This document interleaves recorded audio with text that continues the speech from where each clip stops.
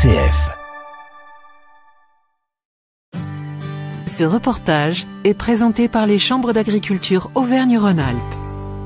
Pierre Lampard, agriculteur retraité sur la commune de Fleuriel, retraité depuis 5 ans. J'étais producteur de lait et de céréales. Je suis élu à la chambre d'agriculture dans le collège ancien exploitant. Pierre Lampard, aujourd'hui on va parler d'une question qu'on évoque assez peu souvent finalement dans les médias, celle du monde agricole dans les domaines des dossiers d'urbanisme. Quand on arrive ici, nous sommes entourés de champs, seules quelques maisons finalement émaillent ce paysage.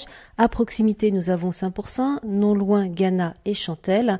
Et cette question-là, on la sent, est prégnante dans nos paysages ruraux de l'Allier. Alors, un paysage effectivement très vaste avec aussi des projets de développement, qui passent justement par la prise en compte du monde agricole dans ces projets de développement. Alors, prendre en compte ces enjeux agricoles dans les documents d'urbanisme aujourd'hui, c'est essentiel pour beaucoup de raisons finalement, Pierre Lampard. C'est essentiel pour pouvoir garder et faire fonctionner l'agriculture, en sachant quand même que notre population sur le secteur est vieillissante. D'où la nécessité aussi d'anticiper l'avenir lorsqu'on est sur un plan d'urbanisme.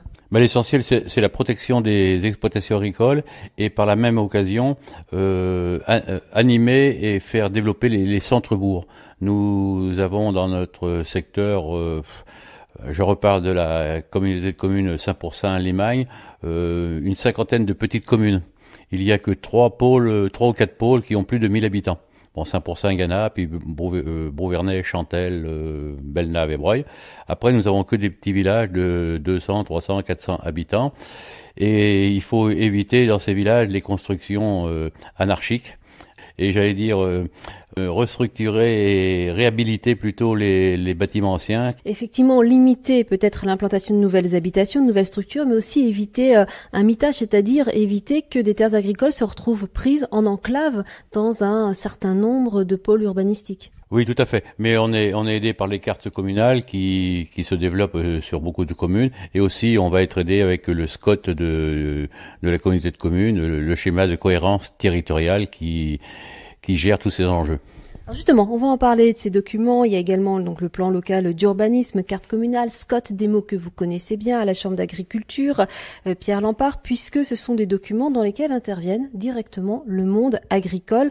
En effet, il vous est demandé, lors de l'établissement de ces différents documents, d'apporter votre expertise, notamment déjà tout simplement par l'état des lieux et les perspectives qu'ils peuvent avoir sur les secteurs visés. Oui, on est souvent contacté par des cabinets d'études, des cabinets d'études pour les SCOT et les cartes communales.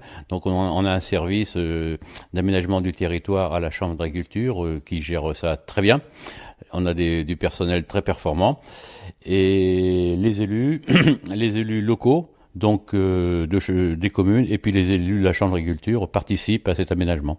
Comment vous, par exemple, Pierre Lampard, vous vous investissez, vous travaillez, par exemple, ici, sur ce secteur de Saint-Pourçain-sur-Limagne, au niveau du SCOT, vous allez au contact des élus, vous dites, voilà, on a tel ou tel projet agricole, ça se passe comme ça ? Les exploitations agricoles, elles sont déjà en place. Le plus qu'on peut travailler, c'est sur les permis de construire, les aménagements des exploitations et aussi les aménagements des particuliers pour éviter.